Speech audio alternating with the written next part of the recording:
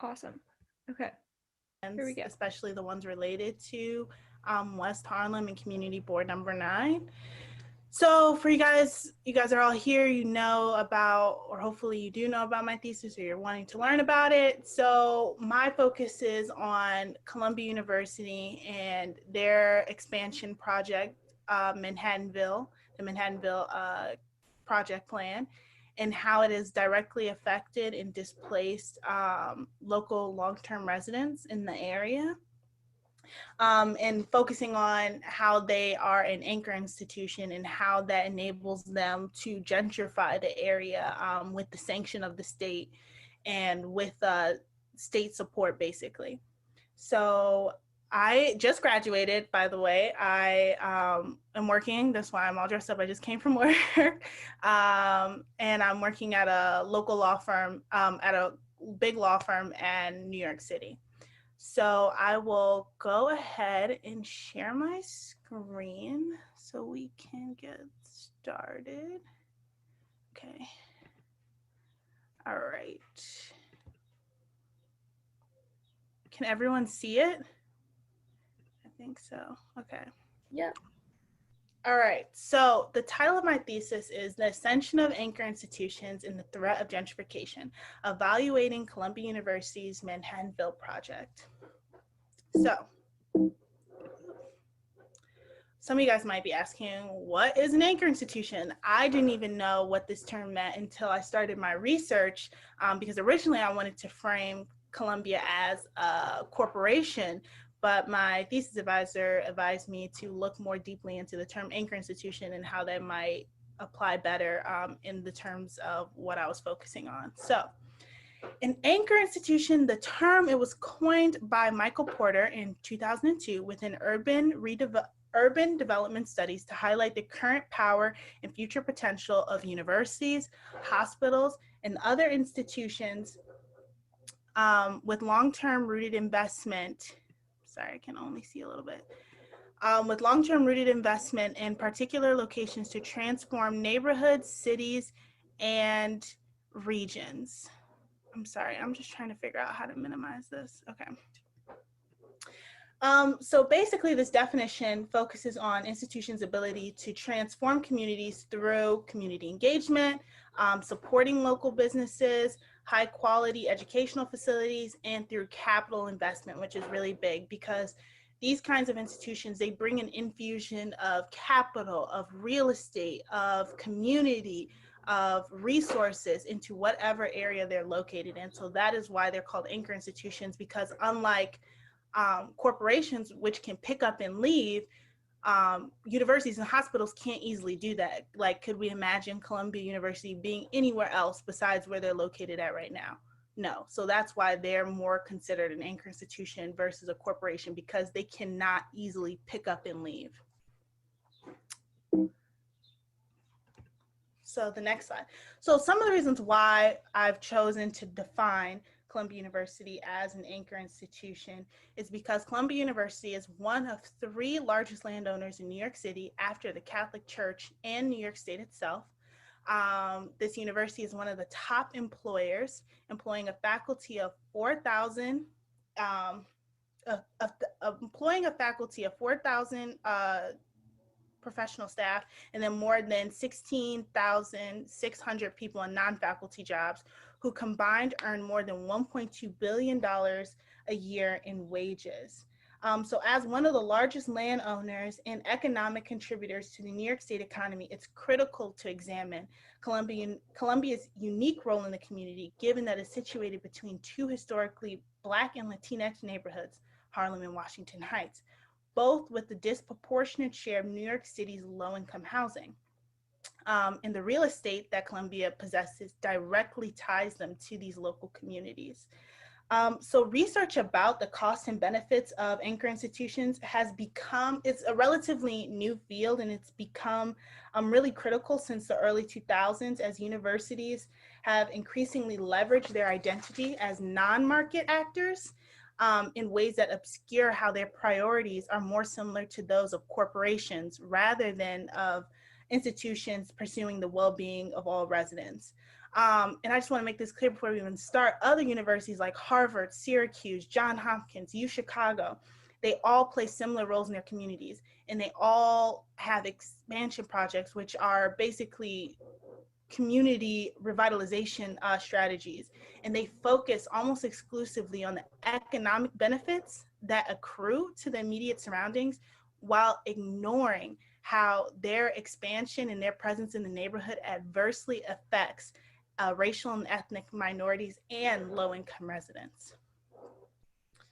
So let's talk about Harlem. Let's understand how we even got to this point that we're at today with Columbia in regards to Harlem. So the transformation of Harlem into a Black Mecca occurred directly after the Civil War. So after the Civil War, over 6 million African Americans were escaping Jim Crow oppression in the South, and they fled to northern and western cities such as Cleveland, Detroit, Chicago, and New York during a wave known as the Great Migration. For some context, before the Great Migration, in 1910, Black people constituted about 10% of Central Harlem's population. During the Great Migration, around 300,000 people settled in Harlem because other neighborhoods in Manhattan were unwelcoming to them. And this move during the Great Migration transformed the neighborhood into a 70% Black majority. So the Great Migration was really key into making Harlem, how we understand Harlem to be a predominantly Black neighborhood. And so in efforts to understand the complexities and not homogenize the neighborhood, the area consists of two major areas. There's East Harlem and West Harlem. So my research is focused specifically on West Harlem. So a little bit of history, West Harlem also known as Manhattanville. So a little bit of history about that area is Manhattanville begins roughly at 123rd Street and extends northward to 135th Street.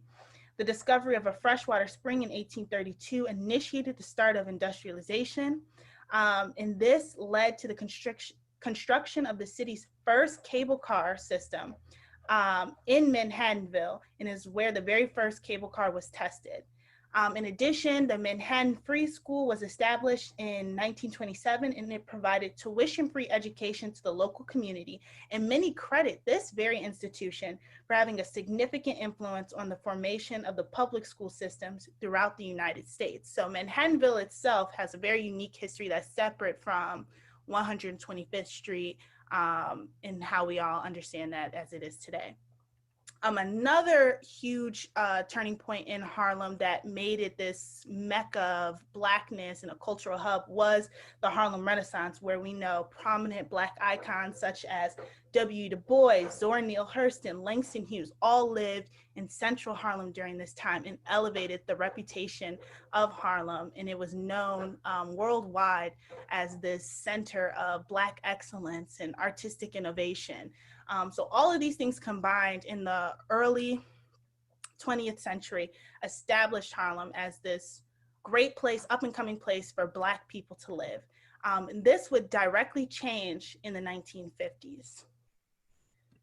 So from the 1950s to the 1990s, you have a hyper-ghettoization of Harlem. And this can be attributed to government disinvestment in the area, even more pronounced than it had been in the past. And just the racial tension of the 60s and how the government refused to invest in the communities during this time period and directly afterwards. So the Harlem Renaissance built up a great reputation for Harlem, but it could not protect them from several decades of nationwide pattern of systemic government and market underinvestment in Black communities through policies known as urban renewal. So what's urban renewal? Urban Renewal was a nationwide program, federal programs that gave cities massive federal grants to rebuild their downtown areas in the 1950s and 60s.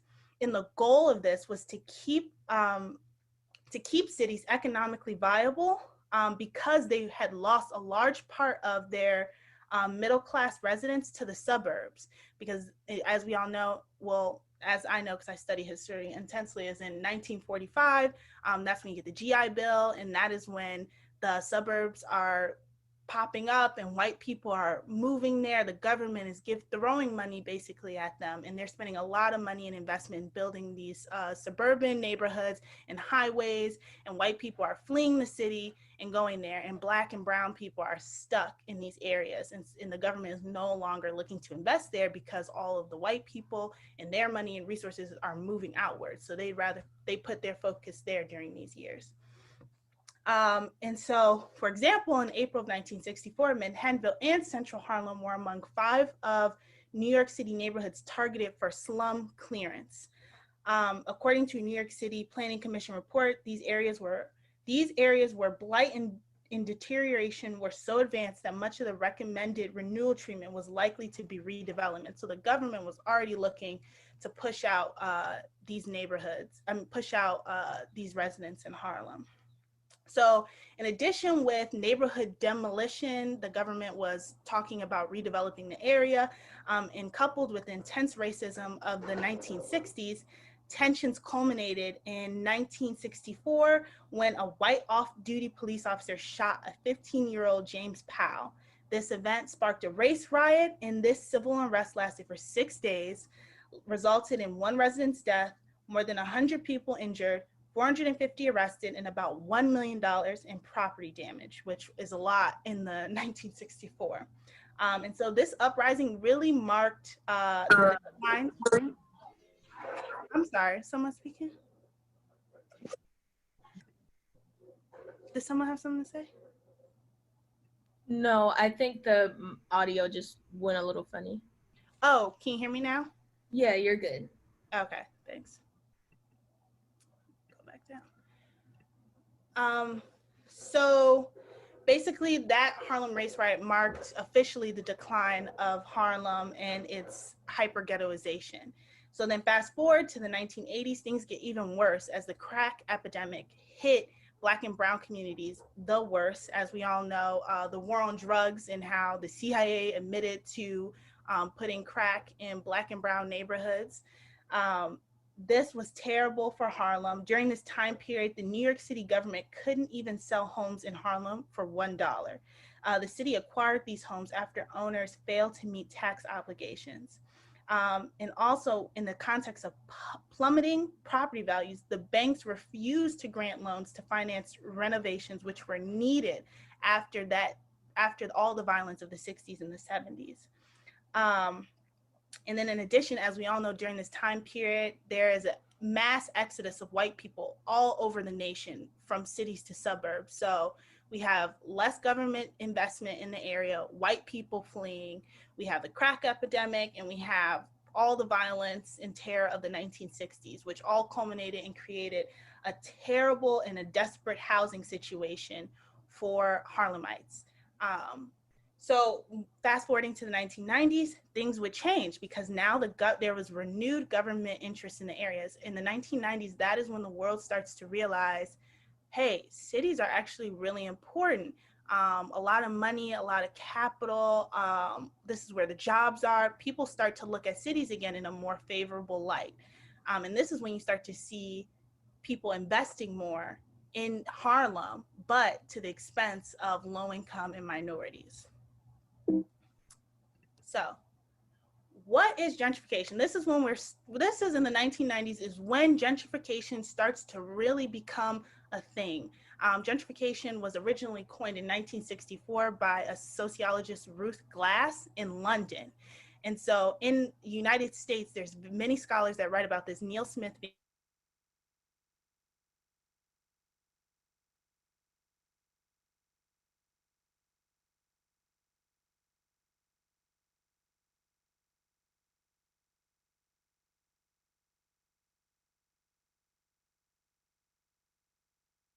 gentrification, here is what I wrote about in my paper. That is a brief screenshot. This is a little cute GIF that I thought summarized it. It's basically, I'm just going to summarize, I'm not going to read the whole thing, is when government investment and buildings and new apartment buildings are built and new commercial retail stores are coming into the area, and they are increasing the property values, they're adding new resources to the area, but by increasing the property values, landlords increase their rent, therefore transforming the area into, it's no longer financially affordable for low-income residents who were residing there prior to this investment, and they can no longer afford to stay in these areas. So it's basically making room for wealthier tenants and flushing and pushing out and pressuring low-income and minority residents to leave.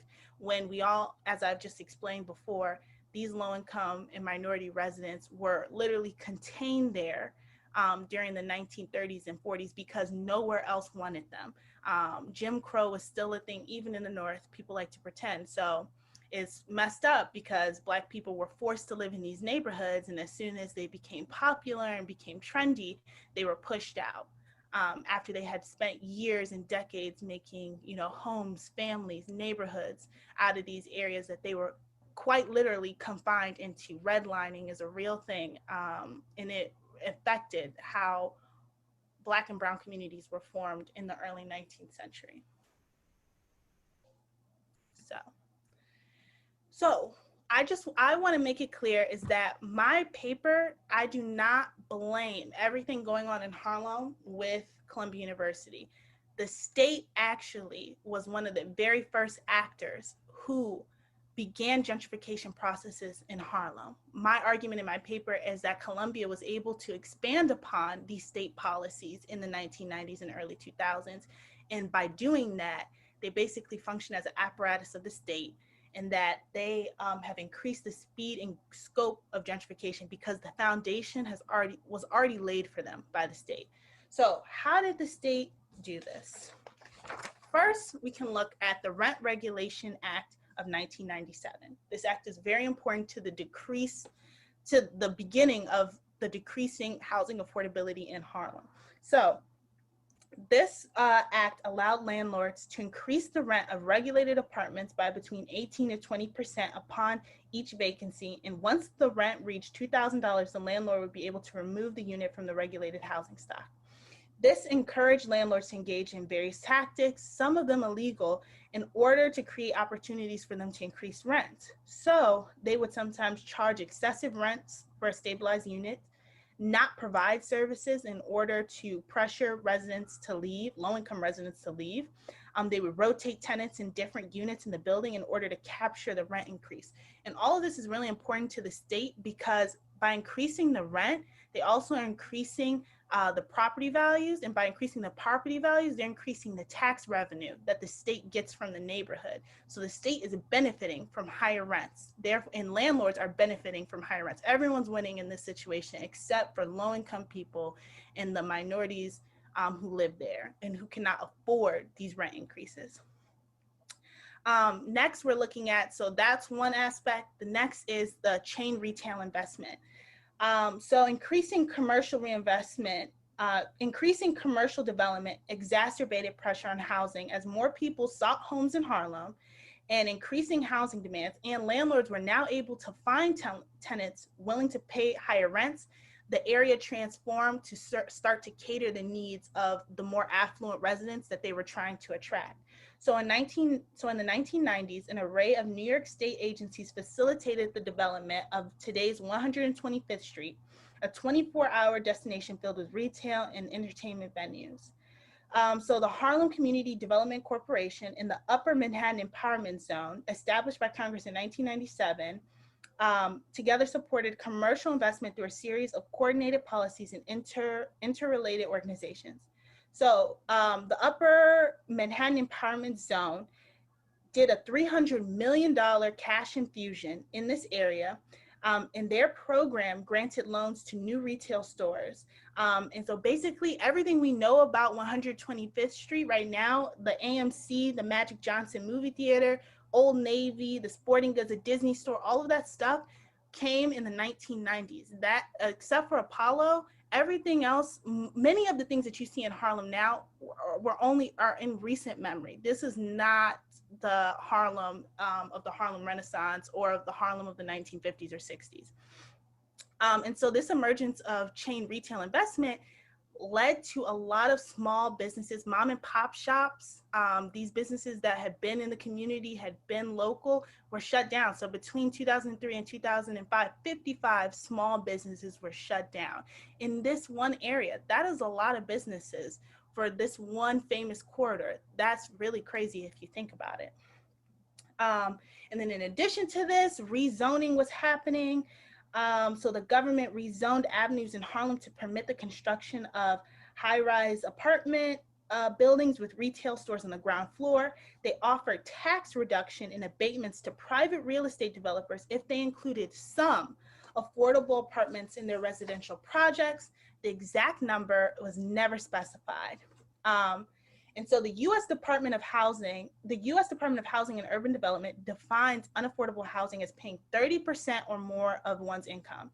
In 1970, prior to all of this, 30.3% of West Harlem's population paid 35% or more of their income for housing. But in the early 2000s, that percentage rose to 35.5%. So that to rise 5% in terms of unaffordable housing is significant. That is, it seems small, but it is very significant. And then in addition to this, Mayors Giuliani and Mayors Bloomberg, they also contributed to this gentrification of Harlem. So Mayor Rudolph Giuliani was in office from 1994 to 2001, and his regime was focused on a zero tolerance policy. So basically during his time in office, he would forcibly remove drug addicts, dealers, homeless persons, street merchants from public spaces in Harlem in order to improve their image. This is basically because they wanted to continue to attract private investment in the area by depicting Harlem as safe and as a place where socioeconomically advantaged people could find services and goods they desired, hence the chain retail investment, because all of those stores now catered to their more wealthy tenants. And then under Bloomberg, he was in office from 2002 to 2013. He rezoned over 80 neighborhoods in New York City. And in 2008, he was the 8th richest person in the United States. And it's commonly known he built his wealth by maintaining close relationships with the financial and real estate sectors.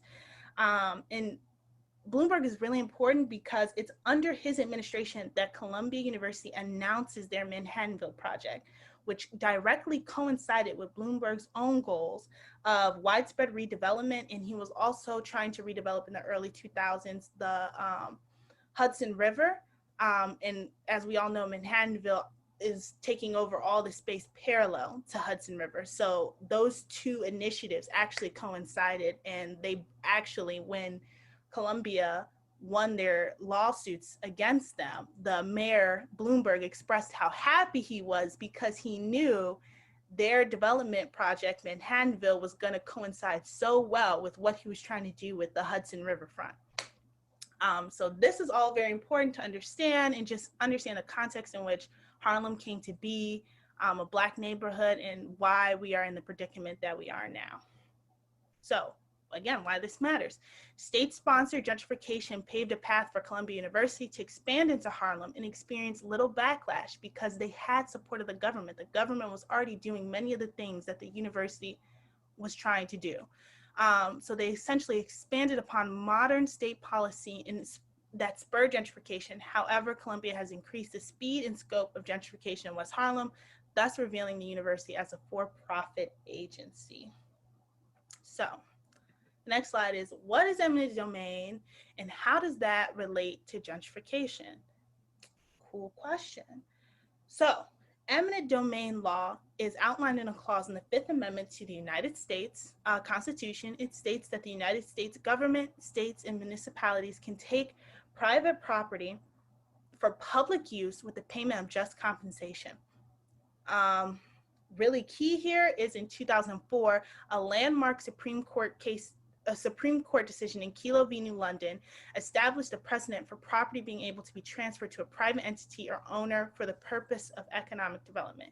This means that the law now grants private corporations and economic development agencies the power to force business and landowners to sell their properties to them with minimal government interference or protections.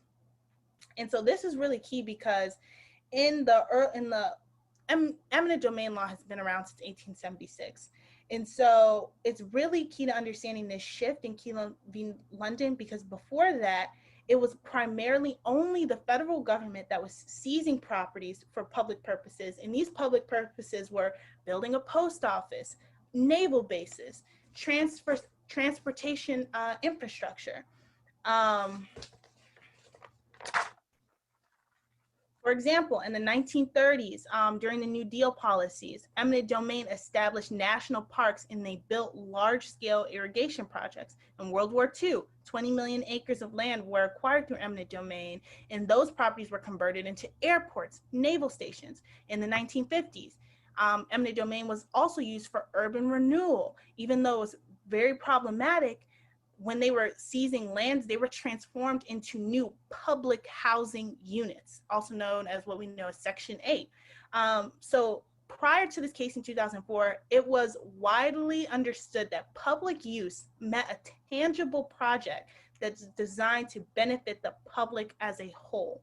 Kelo v. London changed the game, because now public good just meant that you were creating jobs now, or that you were increasing the property values. It no longer meant everyone had to use that whatever they built or they took the land away to build something for could be used by everybody. That's no longer what it meant. It widened the definition of public use and established the precedent for property to be able to be transferred to a private entity or owner for the purposes of economic development. And this is really key because that is exactly the justification that Columbia uses for their eminent domain takings.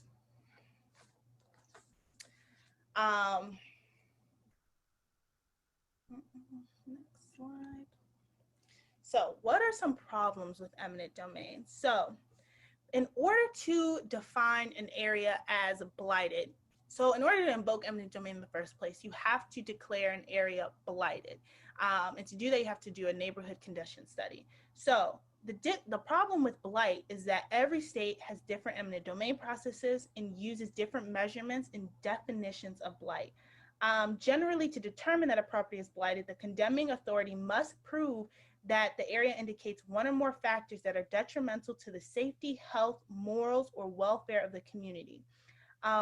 Blight can range from economic factors to physical property damage. Some of these arguments are stagnant property values, excessive liquor in adult stores, high business vacancy rates, and most controversial of all, economic stagnation. In New York State, claims that a property is underdeveloped or economically stagnant can be grounds for declaring it blighted. Now, if we remember what I was just talking about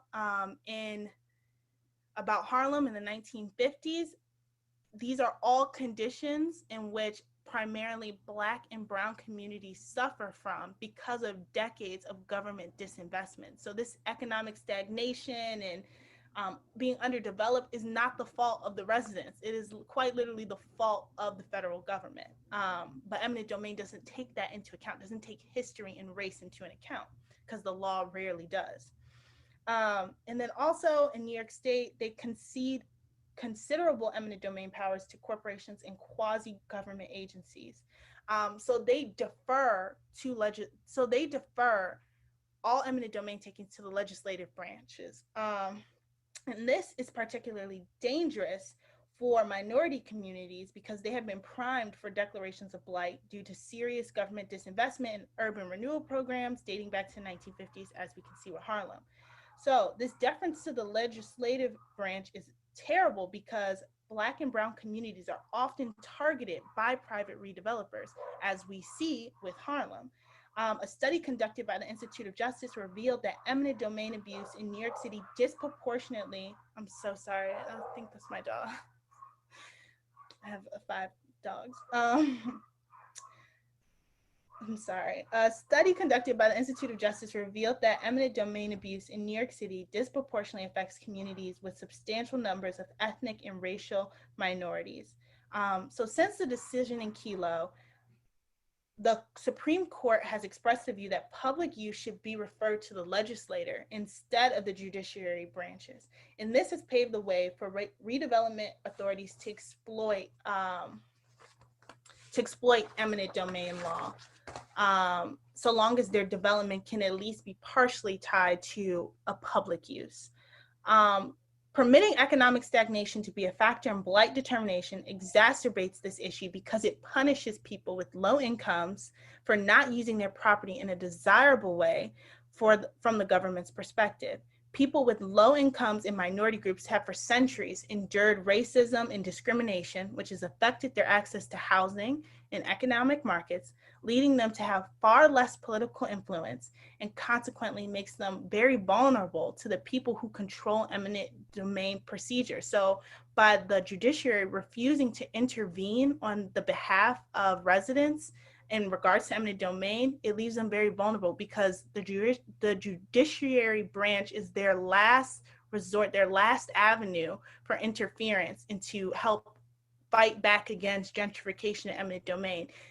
Because if it's just left to the legislative branch, there's nothing that they can do. No, the courts are not, it's very hard for communities to take these cases to court because the judges will refuse to review the reports and refuse to determine what is blight and what is not. They leave those decisions up to economic development agencies.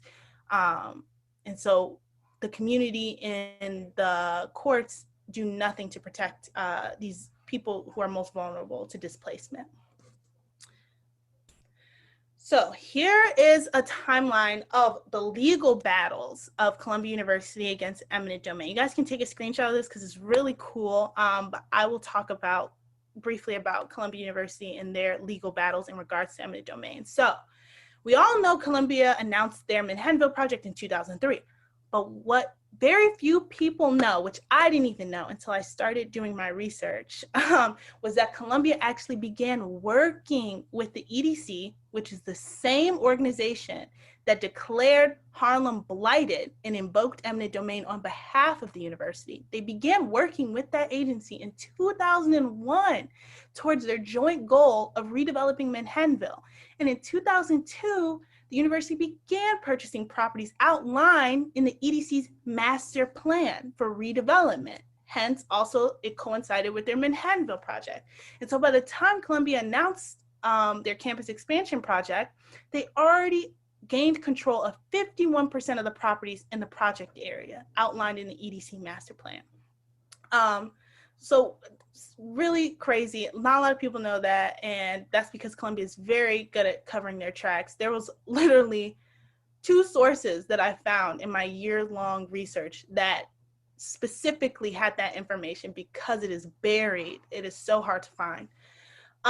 So this is a timeline of all of their actions. Basically, in 2005, The Spectator exposed a secret deal between Columbia and the state of New York in which they funneled the ESDC $300,000 to initiate a neighborhood condition study in West Harlem, which is the same study that found the area blighted, which is the same reason why they were able to invoke eminent domain. So Columbia basically paid for the study to be done. And so by 2005, they owned 60% of the land and the neighborhood condition study, and they controlled 80% of the vacant properties in the area. So any measurements of blight or anything that was found was actually Columbia's fault because they were the landlord. So they were responsible for upkeeping the properties.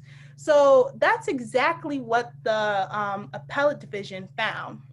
In addition to a bunch of collusion between Columbia, the SDC, and then when they tried to appear impartial and hire other economic development agencies, those same agencies were still working for Columbia, were already working for them or working for the ESDC. So there was a lot of collusion. So the appellate division actually ruled in favor of, there was 2 remaining businesses who refused to sell.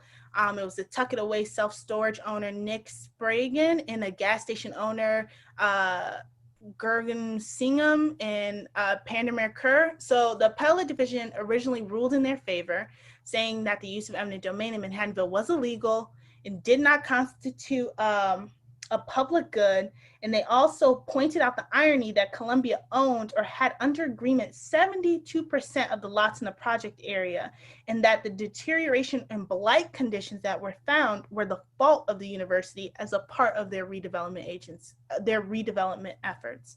But in 2010, the Court of Appeals overturned the appellate's decision, basically because, like I said, with Kelo, the courts refused to intervene in regards to eminent domain. The Court of Appeal said that the appellate division substituted their own judgment for the ESDC study, and that's why ultimately Columbia won, was because they felt the courts overstepped their bounds, that they did not have the authority to determine what was considered blighted or not, which is problematic, as we can see. So just take a screenshot if you want to read that for later. It's also in my paper. So let's move to the community benefits agreement. So my question is, in terms of, so in order to kind of smooth tensions between the community and Columbia, especially after these court cases, the city commissioned money towards the development of a community benefits agreement. So my question is this really a tool of equitable development, or is it a mechanism of community pacification? So what is a community benefits agreement? A community benefits agreement is typically a document that requires the developer to provide specific amenities or opportunities for local workers in exchange for community support for an urban redevelopment project. So Community Board Number 9, which is the area in West Harlem where Columbia is expanding, they were created, this community board, which is filled with residents and volunteers, it was created in the 1970s as a response to the failures of the urban renewal projects of 1950s. It is a means through which the community can directly influence urban planning efforts in its neighborhood. CB9, which is Community Board Number 9, it runs from 110th Street to 155th Street west of Morningside, St. Nicholas, and Jackie Robinson Parks. Any resolutions the community comes up with are not legally binding, which is key to understanding why they were rejected in their 197A plan. So they developed the 197A plan, which began construction in 1991 and had undergone almost 15 years of public hearings and efforts to incorporate community input to ensure that the development and future of West Harlem was inclusive and sustainable. They actually even adjusted the plan when they knew about Columbia's expansion, because they knew Columbia was going to expand, and they just wanted they wanted to include Columbia's expansion in order to make sure that they weren't displacing residents. So in June 18th of 2007, the plan went public. Some of their key recommendations were, it relates to zoning, mandating affordable housing, forbidding the use of eminent domain, which Columbia blatantly disregarded, and identify sites for a new public school. In 2007, they issued a revised version of this plan, and they requested the adoption of a mandatory inclusion zoning provision that promoted the creation of affordable housing as a component of the Manhattanville project. And they also proposed adjustments to boundary lines between sub-districts in order to favor more community access that benefited small businesses. So they had to present this plan to the City Planning Commission, and the City Planning Commission rejected a majority of the things in their 197A plan. And they actually proposed that the community board work with the Upper Manhattan Empowerment Zone, the EDC, and other local organizations to promote economic development. Now, if we remember, the Upper Manhattan Empowerment Zone was responsible for the commercial retail redevelopment in Harlem in the 1990s, which spurred gentrification. And the EDC was the same entity that conducted the neighborhood condition study that found the area blighted for Columbia in order to expand. So the City Planning Commission is telling the community board and these community members to work with the very entities that have been gentrifying their neighborhoods since the 1990s, which a lot of people don't know unless you do your history about it. So that's pretty messed up.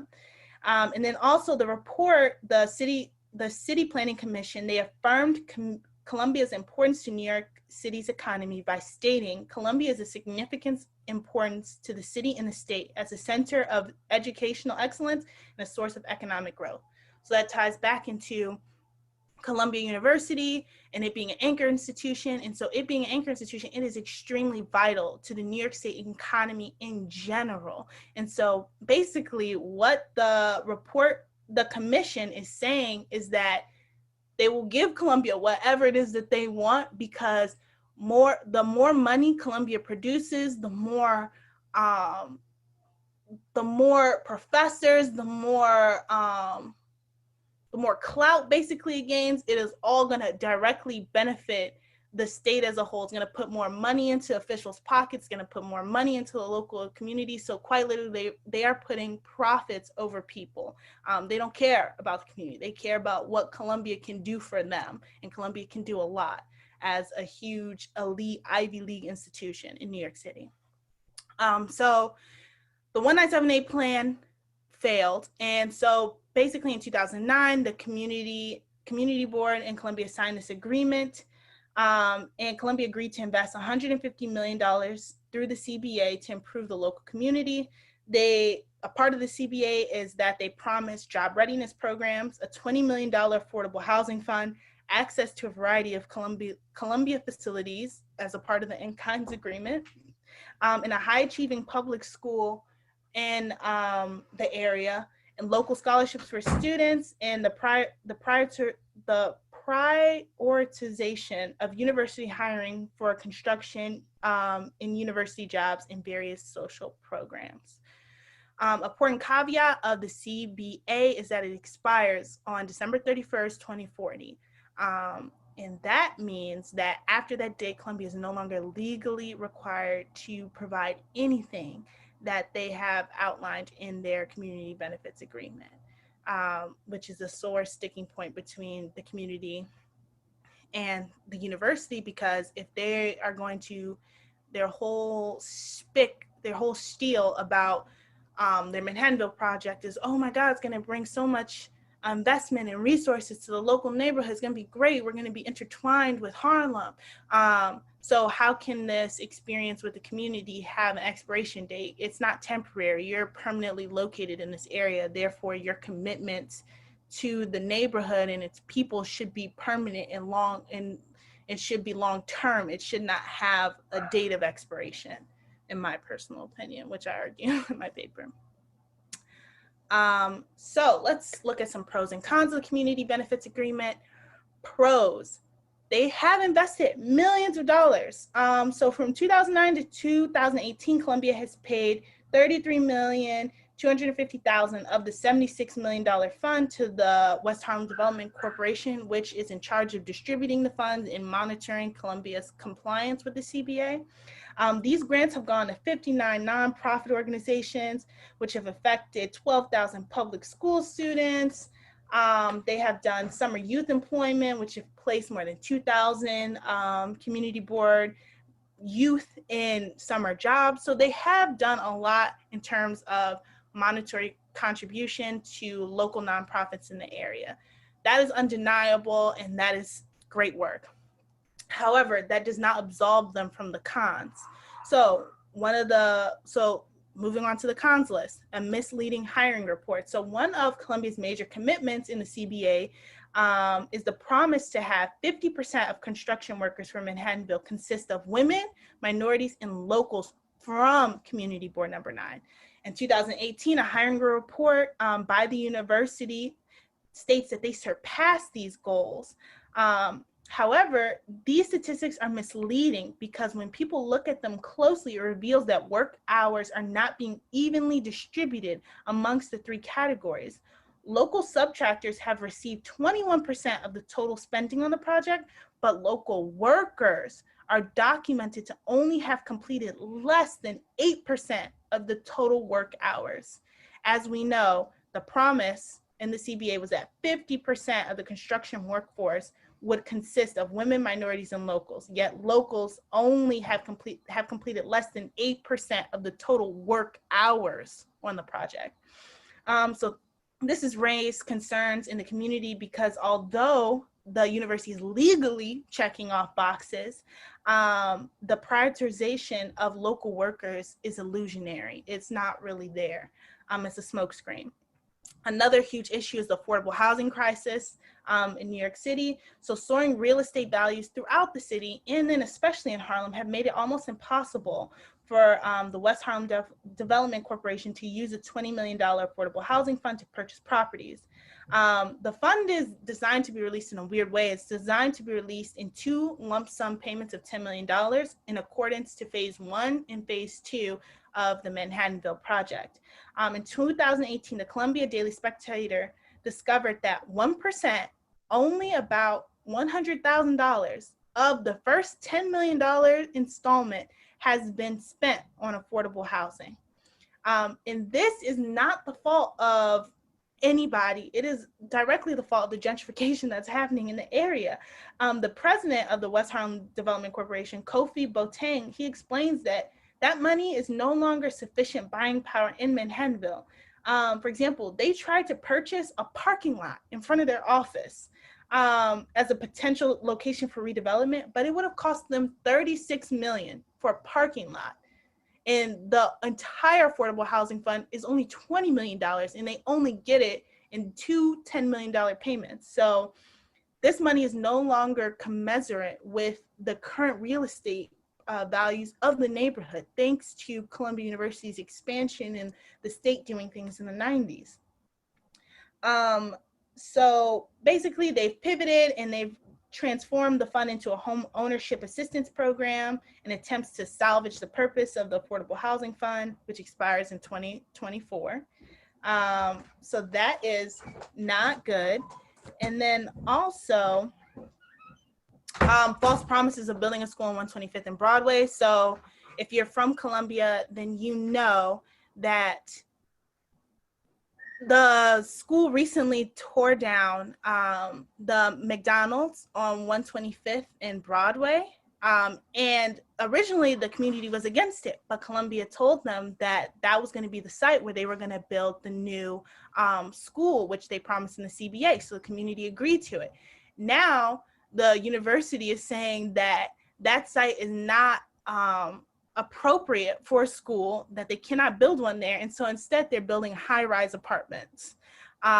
There's a spec article about it, actually, if you Google it, and the community is outraged because, as we know, the community benefits agreement expires in 2040.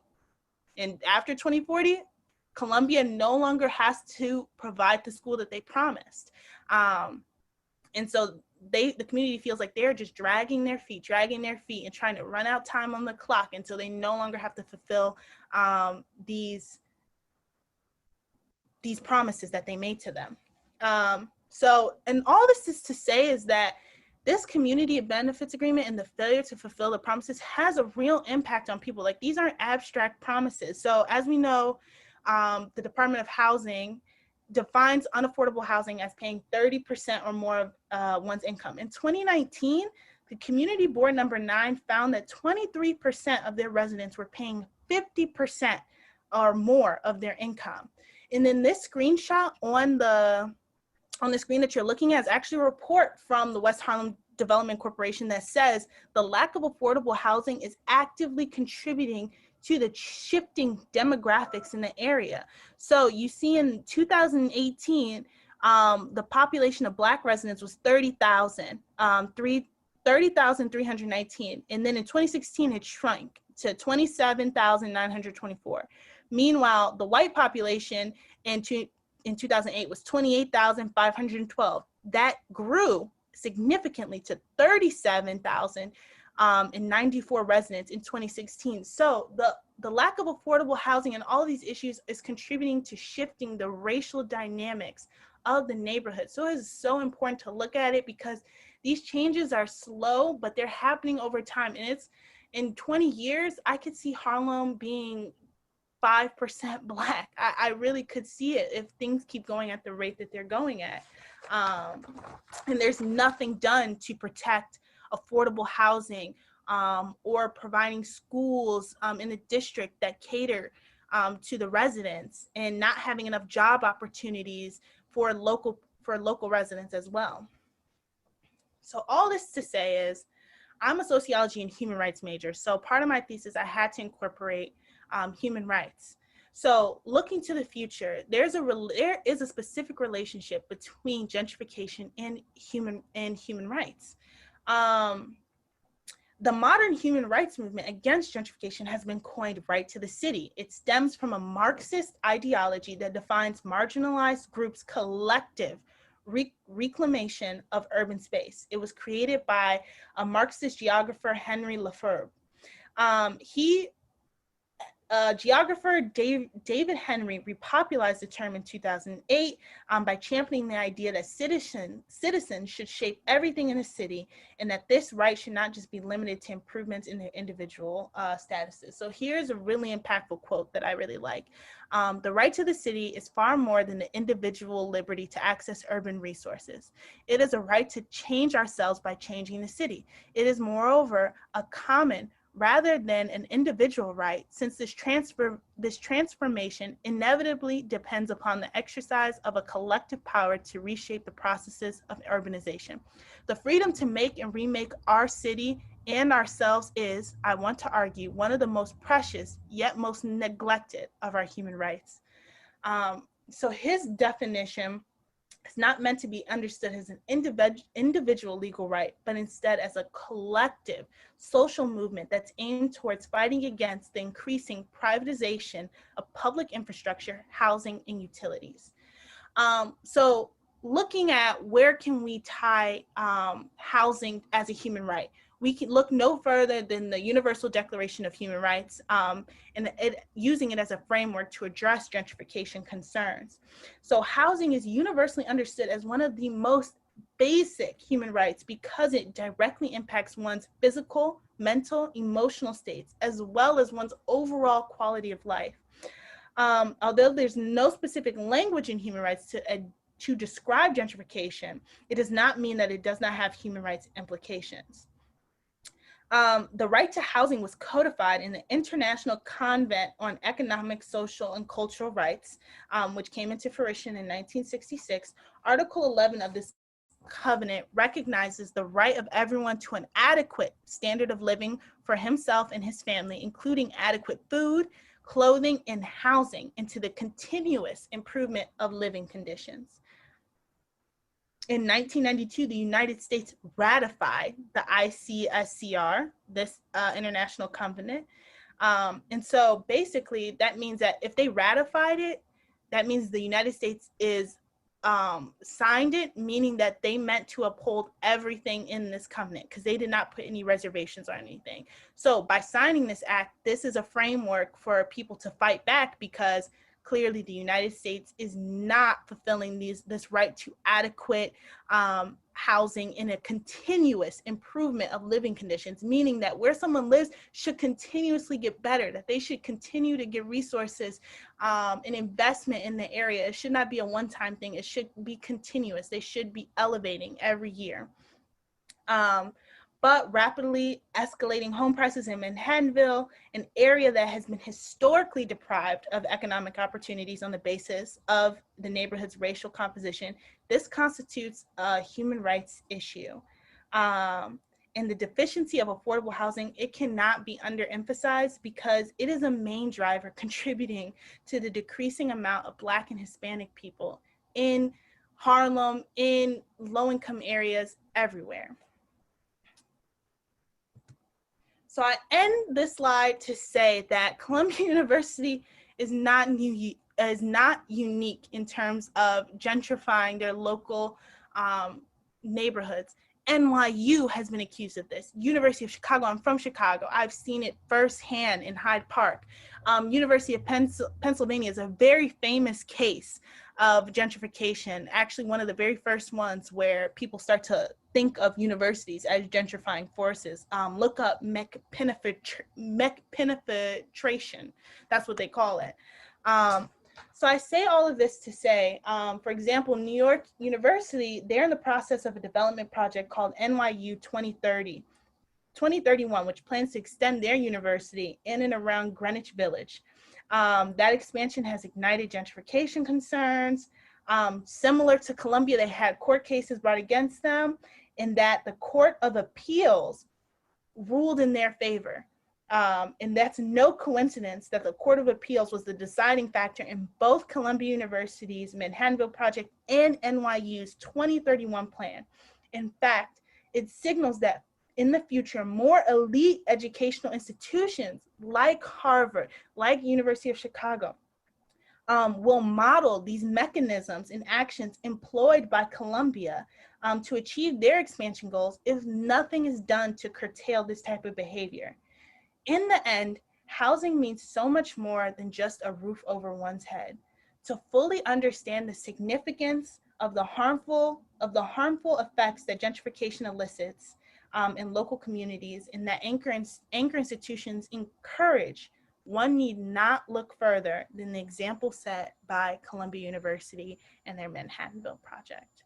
And that is the end of my presentation. I'm sorry, I really tried to cut it down a lot. I actually cut out so much, but that is the end of it.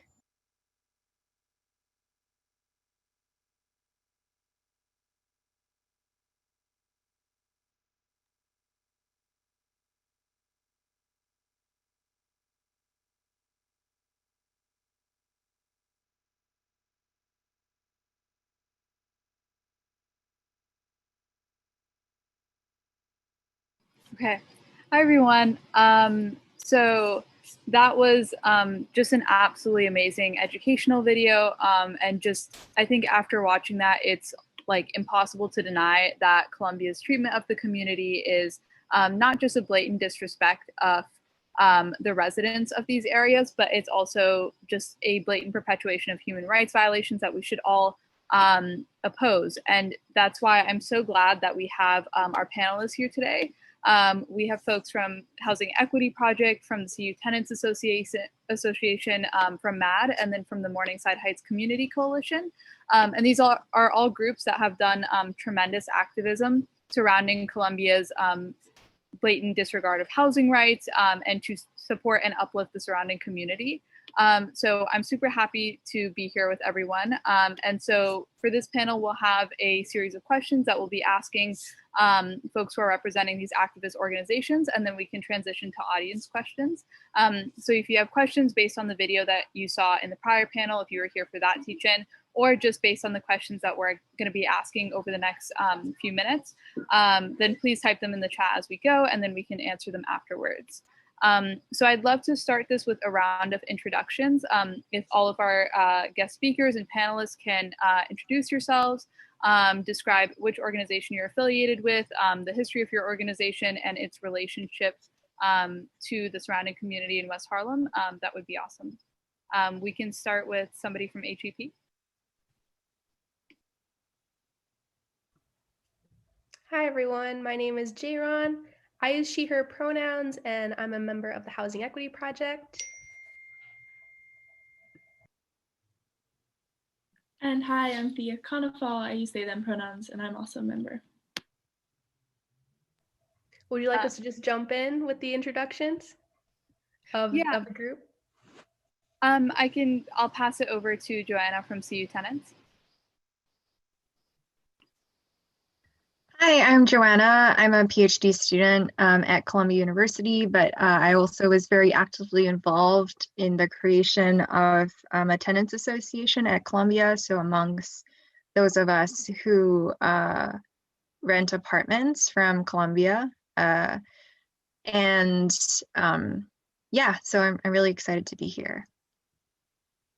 Awesome, thank you. And then I'll pass it over to Dan from the Morningside Heights Community Coalition. Yeah, hey, thanks a lot for having me. Right off the bat, I just want to say thank you very much for organizing this. It's an incredible effort, and that last presentation was just incredible. So I really salute all the work that's going on in the Columbia community. I'm here representing the Morningside Heights Community Coalition. So that's one hat that I wear as a local advocate. The two other hats that I wear in the context of this discussion are I was born in the neighborhood, spent a lot of my childhood here, so I consider myself a longtime lover of Morningside Heights.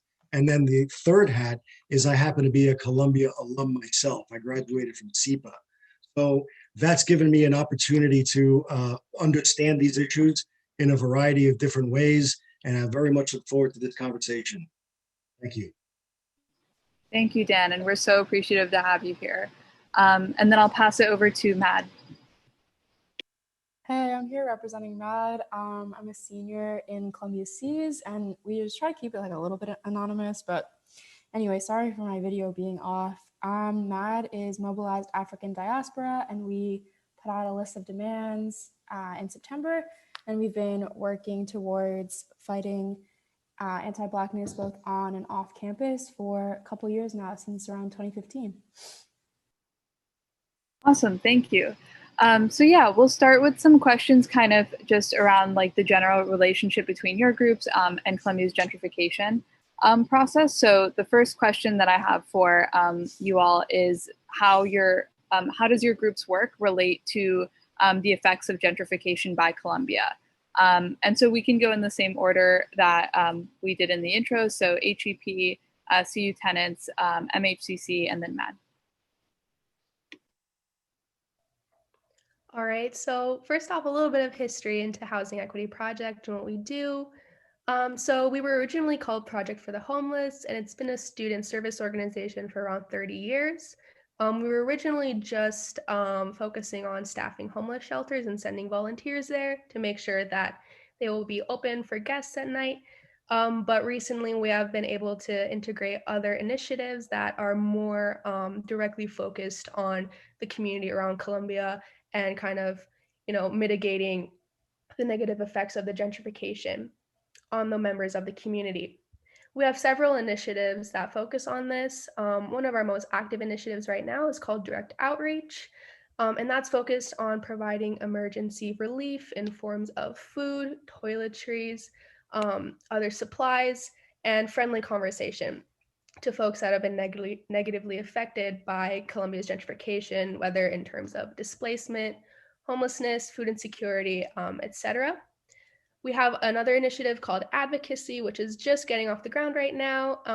And we'll touch on that a little bit more, but that's mostly focused on coalition building and building connections with community organizations like Community Board 9, and kind of working on elevating those voices and those messages in any way that we can as students.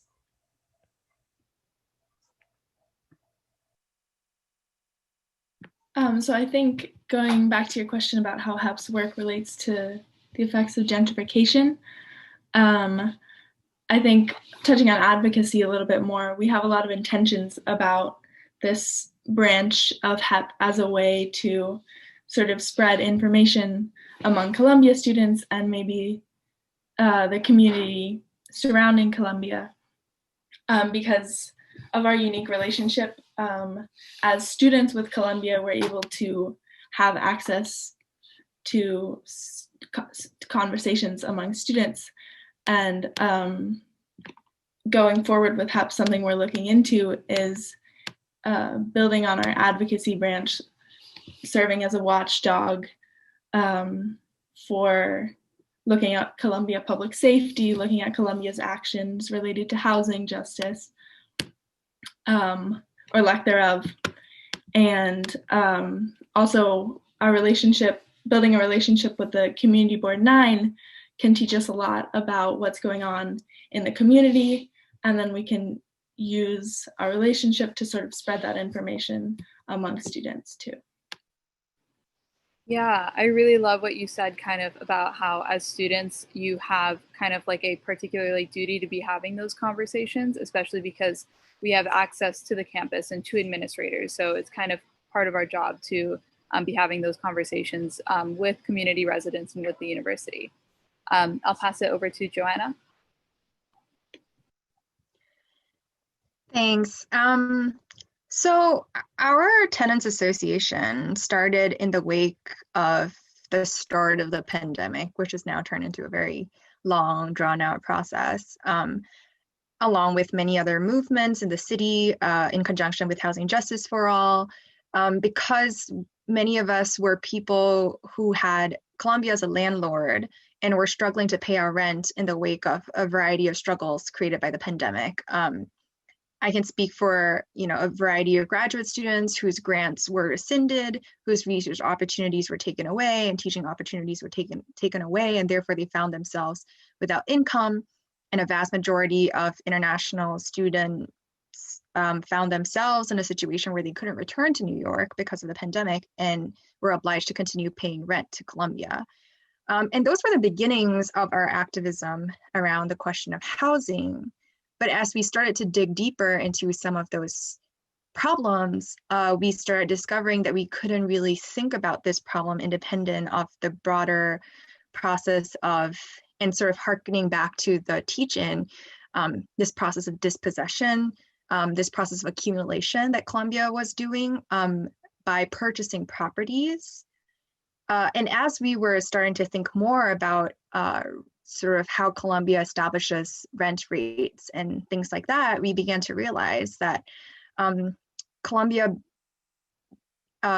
purchases a lot of property in the area and is able to do that successfully, partly because of this graduate student market that it has, that it's captured. So for many of us, we want to live near the university for practical reasons. And so the university has this kind of captured monopoly of the Morningside area and the Harlem area. And they sort of have bought properties in the area to service this graduate student market. And because of that, they also have the freedom to set the prices at what they want it to be. So often when I was enrolled, they actually told me like, oh, you're going to get the best rates from us because like we give you affordable rates because we know you're a student, you're struggling. But what we've discovered is that they actually dispossess communities in order to sort of buy these properties and then raise the prices and tell graduate students that this is really the only option that you have. So a lot of our activism ended up being very connected to issues of expansion that Columbia has undertaken, throughout the 20th century, really, as part of this process of gentrification of both Morningside Heights and Harlem. So a lot of, eventually when we did organize a rent strike, many of our demands were also connected to telling Columbia to firstly be more transparent about their process, but secondly also find ways to stop it and to be responsible to the community. Great. So on the part of Morningside Heights Community Coalition, just some quick background. We've been around for about 5 years and we've been working very hard, but we're an outgrowth of an older organization, which is the Morningside Heights Historic District Committee, which still also exists. And we work in 3 main areas. The first is to limit overdevelopment in Morningside Heights. That occurs clearly in large part by the institutions, but also by private developers that operate in partnership with or by the sale of land and air rights from the institutions. So that's the first part of it, the limiting of the overdevelopment. Second part of it is promoting local affordable housing. And Joanna, your points resonate very deeply with me because I happen to live in a Columbia-owned building, half of which is longtime residents, the other half are graduate students. And I think some of those issues will come up later in the conversation, but clearly there is a nexus there of influences that we should be addressing and we need to address if we're going to accomplish our third mission, which is to preserve the character and the quality of life in Morningside Heights. Now, all of these things clearly relate to the presence and the role of Columbia because it's the largest landlord in the neighborhood and because we have a constant inflow and outflow of university affiliates, whether that means students or faculty and staff. So we see ourselves as the leading civic group for Morningside Heights, but we're very proud of the fact that we have a lot of collaborators, formally and informally, that help us to understand what our priorities should be and how we can most effectively work to prevent gentrification. It's been going on for decades. It's an understandable process. And the more that we discuss it and engage on this issue in very tangible ways, the better off all of us will be, because at the end of the day, Morningside Heights needs to be an integrated community.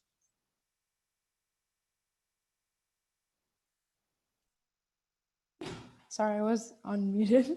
Thank you so much, Dan. That was really great. And Joanna and everyone from HEP. So as far as MAD goes, Black students have been organizing on Columbia's campus literally forever, since 1968, since they first were admitted. And so the development of Black student life on campus has sometimes run at odds with the development of like Black residents within the community. So in the beginning, Columbia used to admit most of their Black students from Harlem. And then after 1968, because there was such unity between Black students on Columbia's campus and Black students in the surrounding neighborhoods, and that ended up being horrific for Columbia, they in large part stopped admitting Black students who were local and who came from, let's say, like Title I schools in the neighborhood.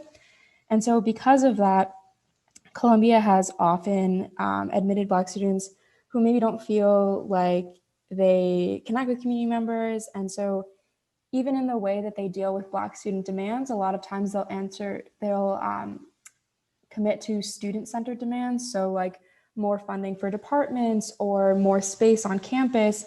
But a lot of places where they fall short is always like our community-centered demands. So if you look at a history of like Black student organizing, for example, like the 10 demands that Boss wrote in 1968, a lot of those ended up being fulfilled. Like they created the Zora Neale Hurston Lounge, but they still, like, number one, the thing they didn't stop was like public safety and the harassment of Black women by like Columbia safety people, as well as also like stopping exploitation of West Harlem. And so when MAD was created, that was something that we really wanted to commit to, is to value the voices and the experiences of Black residents to like at the same level that we value Black students on campus.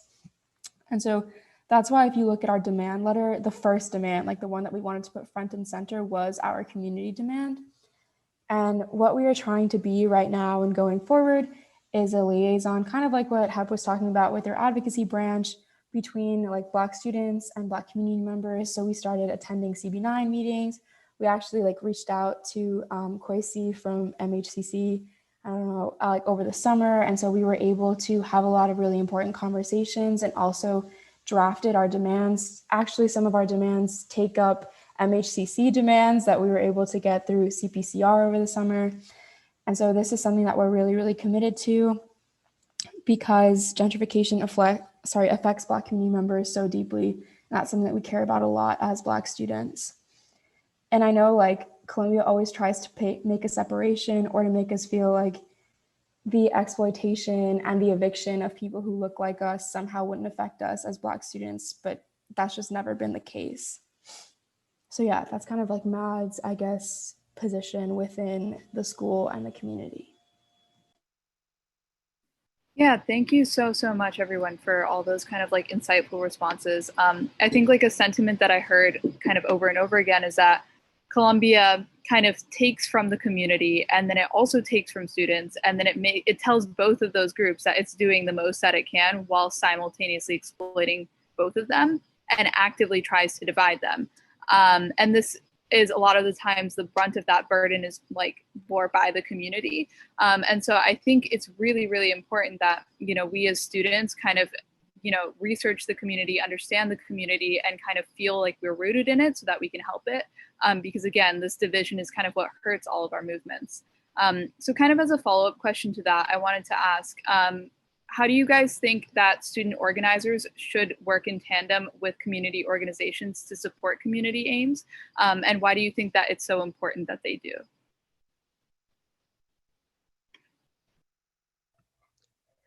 So one thing that I think personally is really important to acknowledge, especially as someone that is not native to the area, and I think the most important thing is to learn as much as possible from the community and the community organizations that do work related to housing justice. I think it's essential to recognize that the community itself knows what's best for them. And we have to be ready to offer our support in any way that the community deems necessary for us, instead of coming in with some form of, you know, savory complex, thinking that we know what's best for the community. And that's something that we're trying to be very cognizant of in HEP, which as we mentioned before, is kind of what we're trying to establish right now and working in partnership and learning as much as we can by attending community board meetings and other housing and land use committee meetings, and just kind of trying to learn, engage as much as possible. Yeah, Thea, if you want to jump in on that. Yeah, I think you said that beautifully. I'd also like to add, in addition to like listening to the Housing and Land Use Committee, which can be super, super valuable and provide a lot of information, we get a lot of insight also from people we talk to through direct outreach, just folks on the street who have like tons of insight on what's going on within the city and their experiences.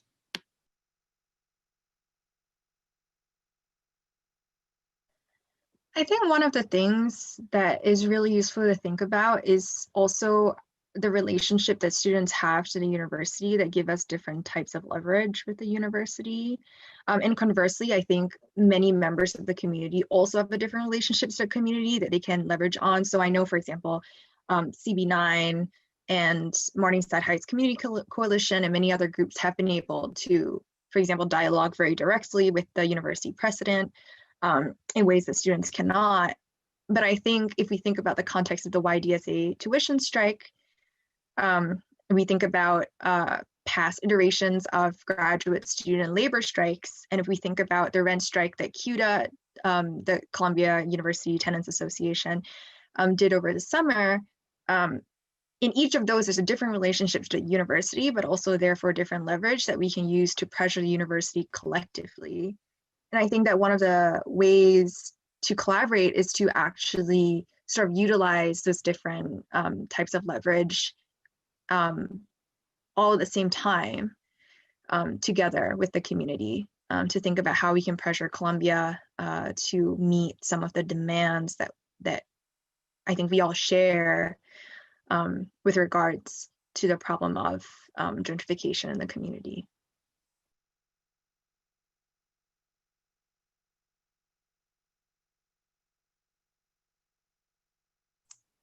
Sorry, my unmute wasn't working there.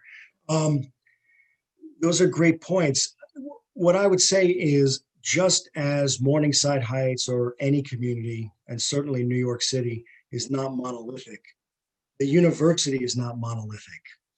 And so to the extent that we can identify commonalities with the various stakeholders and constituents of Columbia and vice versa, we can start to shape specific campaigns, and this is one of them, in which different people can be involved for different reasons, different motivations, but with a common vision for what they want to achieve. And so that's easier said than done. A, because people are busy. B, because there might not be the level of trust that's necessary, because a lot of times people don't know each other. C, people speak different languages, literally and figuratively. So it takes a lot of shoe leather work, knocking on doors, getting to know people on a personal level, and then in the appropriate ways, introducing suggestions, ideas for how we can collaborate. And I know that seems quite amorphous, but at the end of the day, if people show up, if we can create common ground and we can establish a common type of vision, and it's not difficult to do that, because I think we all intuitively understand that what we want to do at the end of the day is improve this community and create healthy relationships with our institutions, specifically in this case, Columbia. We can make the kinds of advances that we need to make. And one of the artificial challenges here is the fact that a lot of the students are here for 4 years and then rotate out. So how do we build consistency in that kind of a context? Those are simultaneously very simple questions and very complicated questions. But as we all know, it begins with having dialogue. We have to speak out, and we have to help people understand what our perspectives are, what our visions are, and how we can work together. That didn't sound too idealistic. No, that was great. Yeah, I think that the transience of students sometimes is used I don't know if it's like as an excuse, but also as a reason maybe not to get as involved, maybe not to like show up and speak out because you're like, oh, I'm not from here. Like, I don't know this place. It's not my place to, I don't know, speak. And so I think that while it's important to not speak on behalf of people, it is important to show up. So for example, I know from like the last Housing and Land Use Committee meeting in CB9, they were talking about staging or having like a press release at the church where Malcolm X had a funerary service because they wanted to get like historical, I don't remember what that thing is called, like from the city to designate it as a historical building. So that's an example of something where students should show up. And I think it really sucks because a lot of times like we go to community board meetings and we ask like, what are your experiences? What is this? How do you feel about Columbia? Like blah, blah, blah. And we're constantly asking questions. And then community organizers like plan their own strikes and plan their own events. Like students don't often show up in the way that they should. And so if you want to build trust and if you want to build a partnership, like it needs to, like we also need to show up in the same ways that we want West Harlem to show up for us. And because students historically have not shown up for West Harlem, and then even something that wasn't covered in like Brianna's teach-in is the ways in which students have actually really harmed West Harlem, and how like students in the 70s and 80s wrote articles to spec and petition the university to actually increase policing and to increase Columbia's presence within the neighborhood. So not only have students been like apathetic and transient, they've also been actively harmful. And so that's the legacy that like we come into as Columbia students. And so we just need to be like cognizant of that and to show up equally and to create some sort of mutual partnership, because the way that we exist in the structure is already taking, and we don't want to like add that and take more. Like you already live in a building that was probably like the result of resident evictions in the 70s. So anyway, I think it's just important as students, when you also talk about transients and new students coming in, one thing that I think is important is education. So when you come into Columbia, understanding what happened here, understanding what Manhattanville is, like how you obtained your dorm, like all that type of stuff. So then you have a little bit more of a platform to like start attending community board meetings or to start showing up to things, and also to like pass that knowledge on so that it's not lost with every 4 years, like all that replacement that goes on. So yeah, I think that's what we definitely try to do with MAD, but I think it's something that everyone like is currently trying to do and is really important. Dan, go ahead. Yeah, I just wanted to say, I don't want it, from my point of view, don't want it to seem like it's a one-way street. The incredible value that students bring to the community is something that we really have to celebrate. And I'm thinking specifically, as I'm sure it's been mentioned today, the incredible legacy of 1968 and the fact that the students back then partnered with, in some cases, with local residents to prevent the construction of the gym. Each of the stakeholders here has different strengths and abilities. And so what I was saying earlier is that we just got to figure out how to best structure these so that we can work towards a common end. But the students are so important in Morningside Heights. And I just wanted to mention that because I don't want it to seem like a community resident advocate. I really respect and admire the role of the students here. Wow, that was, first of all, so kind. Thank you, Dan. I really can't begin to say how like amazing the community surrounding Columbia is, how amazing the work of the community board and the Morningside Heights Community Coalition is.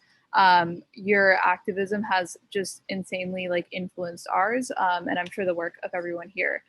So a huge thank you for that as well. And I really want to bring up kind of this idea. I'd actually wanted to ask after the question I had, how we can build consistency in movements. And I think you guys answered that kind of really wonderfully in saying that it starts with kind of showing up and building that expectation of showing up, right? And not just, asking for participation in our movements, but actively like working together as a unit to help each other rather than, ask and take. So I thought that that was really lovely. And I want to note something that I remembered HEP said earlier, kind of about listening to the community and having that almost as like a basis. And then something that Mad said about how students have actively historically contributed to the process of gentrification. So kind of going off of those ideas, I wanted to ask in relation to affordable housing specifically, what has the role of students been in both like upholding systems of gentrification and trying to actively dismantle those? And then how can we ensure that students are doing the latter of those two and, you know, dismantling those systems rather than mistakenly or complacently upholding them? Yeah, I think we've been touching a lot on sort of the privilege that students hold, specifically with housing right now. I'm seeing a lot of kids moving to off-campus housing since campus has been closed, moving into apartments all around campus, like within the past year because of COVID school cancellations. So that's just one example right now, but more generally speaking, housing off campus, surveillance of the community, encouraging surveillance of the community, adhering to this sort of air of exclusivity that Columbia likes to promote through even something as simple as not acknowledging the community surrounding on campus, not saying hi to people on the street, stuff like this all sort of furthers Columbia's own presence. And as students, we sort of perpetuate Columbia's exploitative presence here.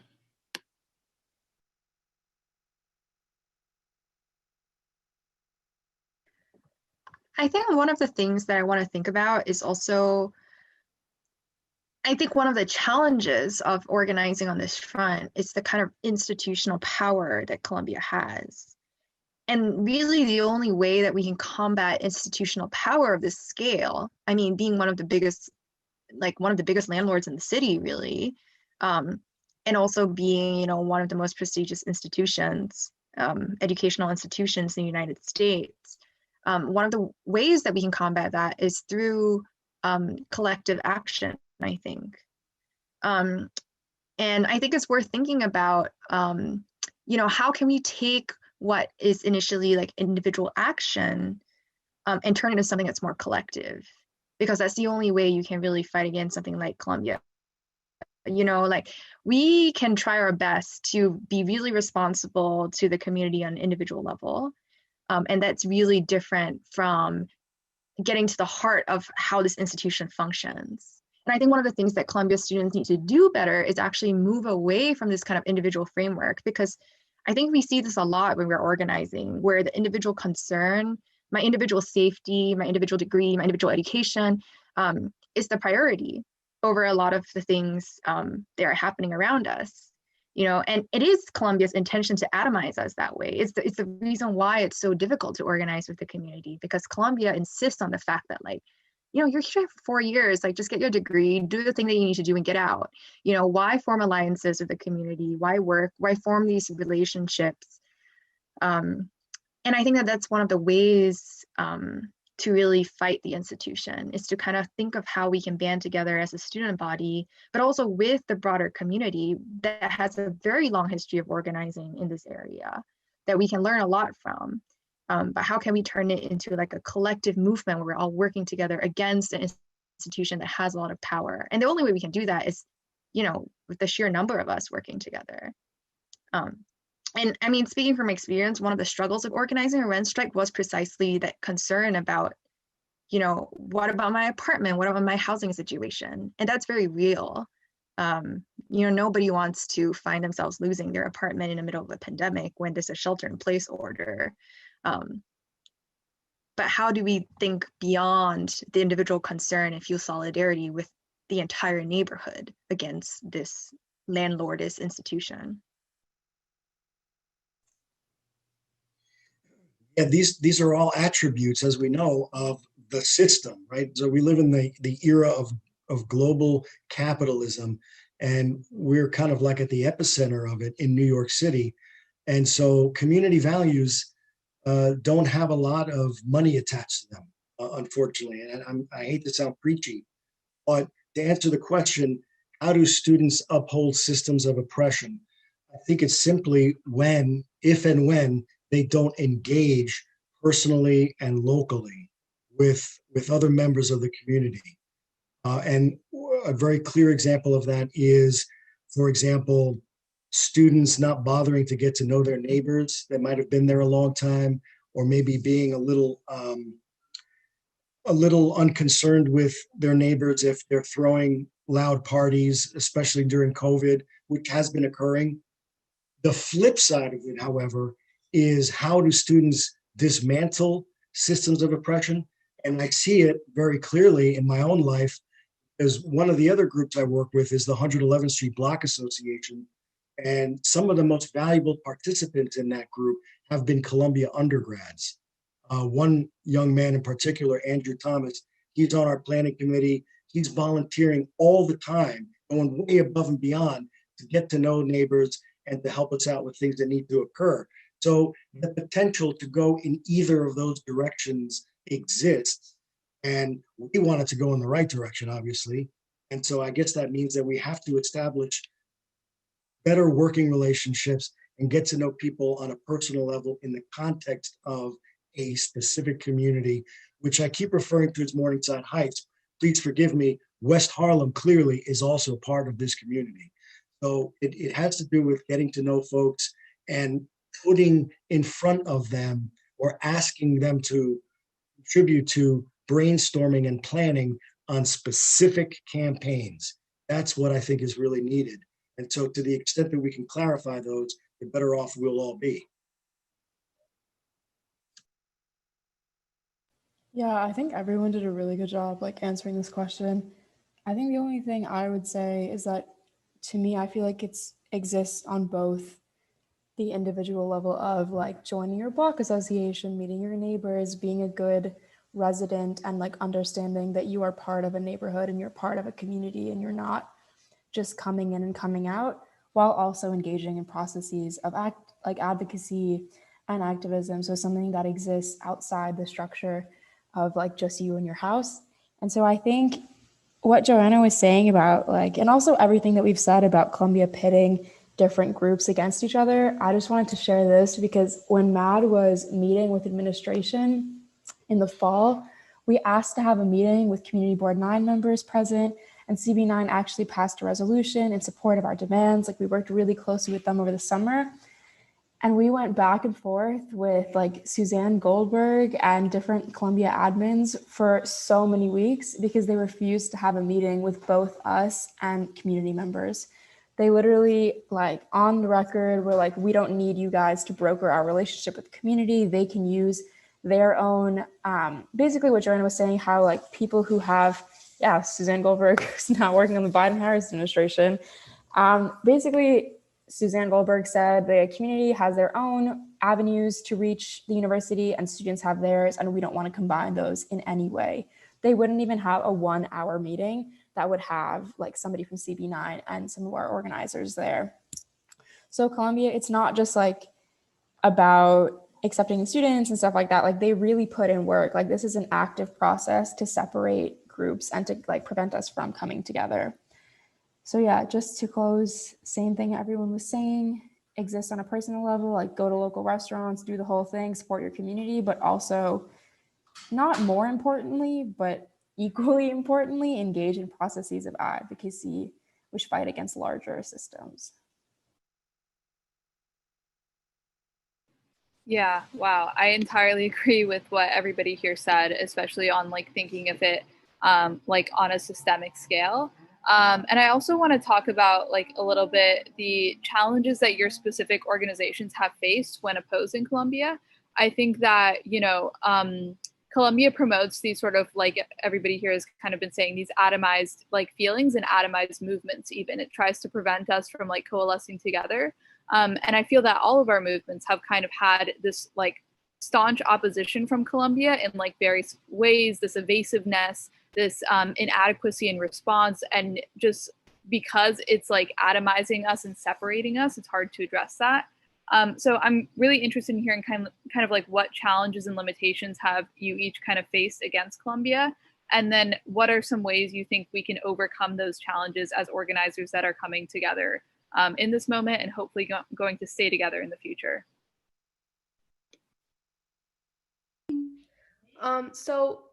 A huge challenge that Housing Equity Project has been facing recently, especially in light of the pandemic, is that we have actually received zero funding this year from the university.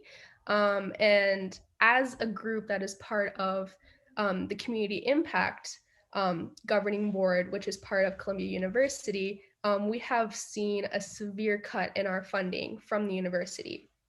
And frankly, this has been something that the university has been trying to do for quite a long time. It's very apparent that the university prefers its funding to go to organizations that keep the money within the university and directly just benefits the students.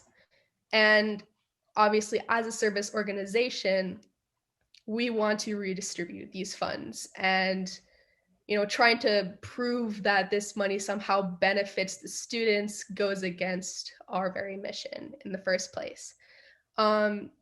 So there's kind of this back and forth about justification as to why we haven't been receiving funding this year, whether it's, lack of student contribution fees, lower enrollment, etc. But to be very honest, there is this conversation about, this is just the chance that the university has been waiting for to limit the funding that is going beyond the Columbia community. So that's the biggest issue that we've been facing right now. And we as a service organization are already severely limited and restricted in the way that we are able to fundraise and to kind of collect donations or supplies that we deem fit in order to kind of serve the community, especially in terms of direct outreach, whether that's receiving supplies donations, PPE, which obviously is very, very necessary right now, and kind of making sure that we're able to serve the community as safely as possible and making sure that we don't put anyone at unnecessary risk. This has been a very significant challenge for us right now. Yeah, I think that was all beautifully said. I also wanted to add, there's sort of this history of Columbia just blatantly disregarding student initiatives and then turning around a couple years later and advertising this university as an activist community and as a way to make it attractive. And I think that in doing this work, that's a narrative that we need to make sure to counter.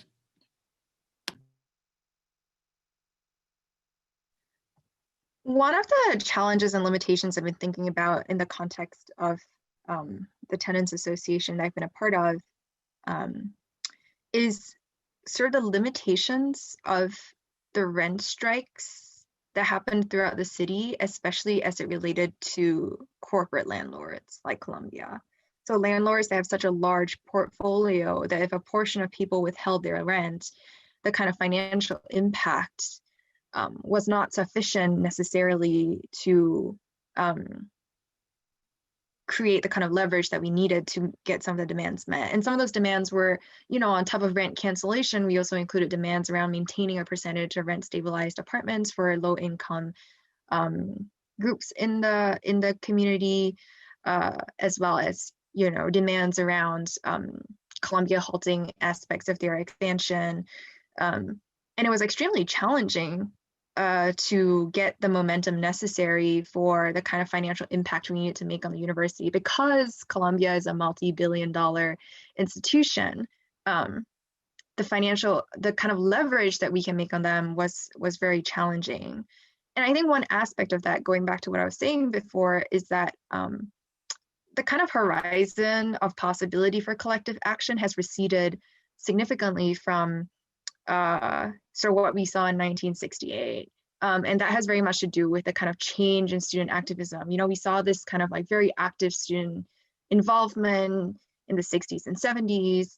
And that has kind of receded from, I guess, what I would call historical memory, because of the way, students are now selected for, many of them are now upper middle class students. Many of them are very comfortable. Many of them are very job oriented, degree oriented, and that is part of the corporatization of the university, I think, where they intentionally recruit those students because the model of the university now is for them to continually grow endowments. And the whole idea of endowments in the first place was to weather crises like the current one that we're in.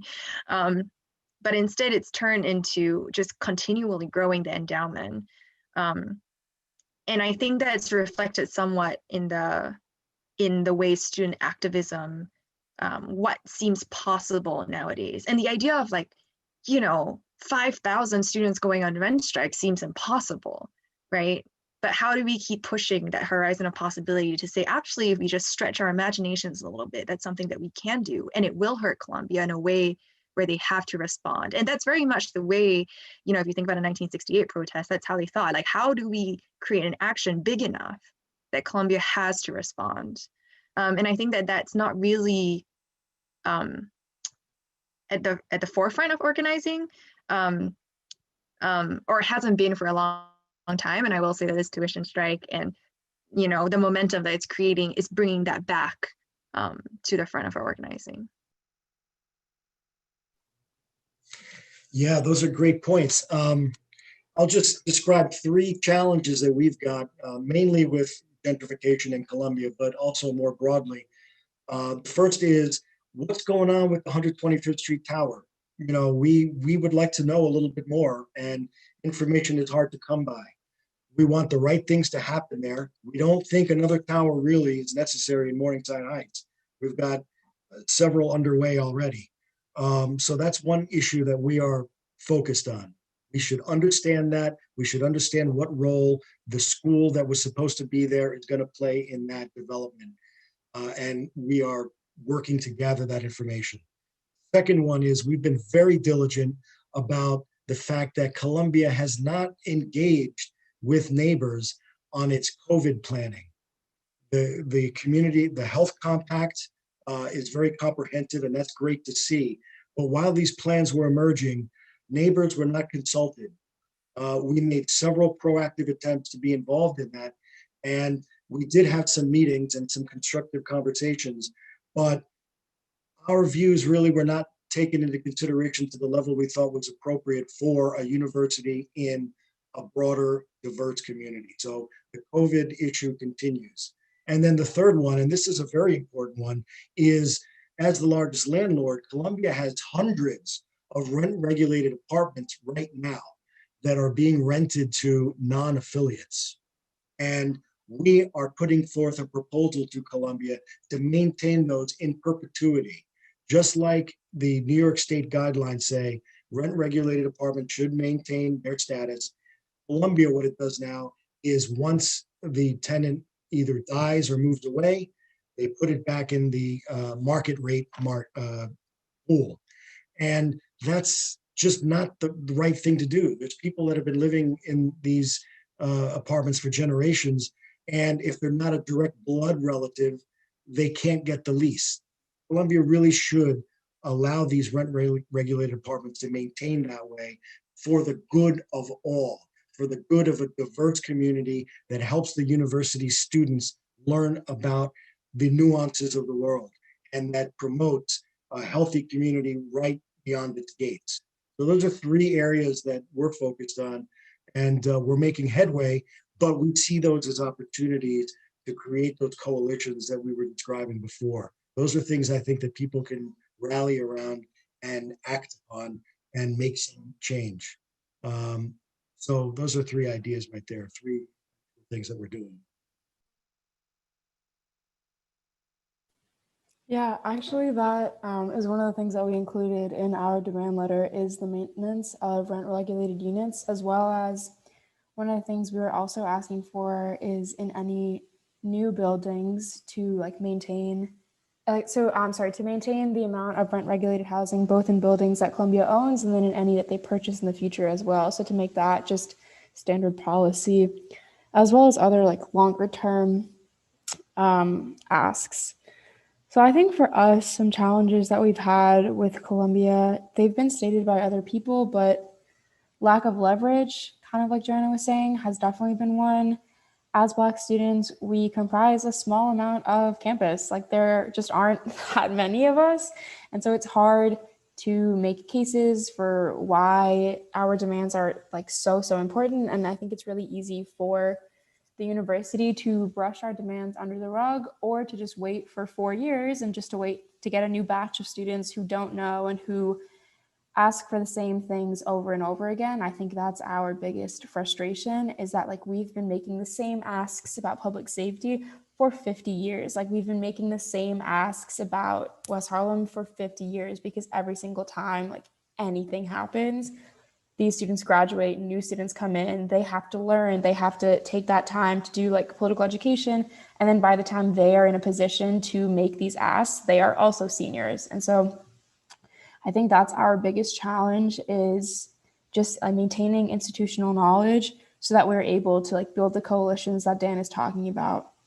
I think the second biggest issue that we have is that even when we get to the bargaining table, it's so easy for them to like claim that they're listening to us. Or I know I keep talking about her, but Suzanne Goldberg once again was like, oh, we're so glad that like our Black students are here, that they're asking these questions. And she was like, I'm also asking these questions. And I was like, ma'am, what questions are you asking? You're executive vice president, like you have the answers. I don't understand like what you're asking. And so I think even from talking to people who organized the sit-in in 2016 for Columbia Divest for climate justice, one of the things they were also talking about is like within their meetings with Bollinger, he echoed the same sentiments of like, well, my hands are tied, like I have to do what the trustees want. And so I think not being able to counter that has been really frustrating, because our university admins can just say like, oh, we would love to do this, but the trustees, or but the endowment is tied up in varied investments. Like,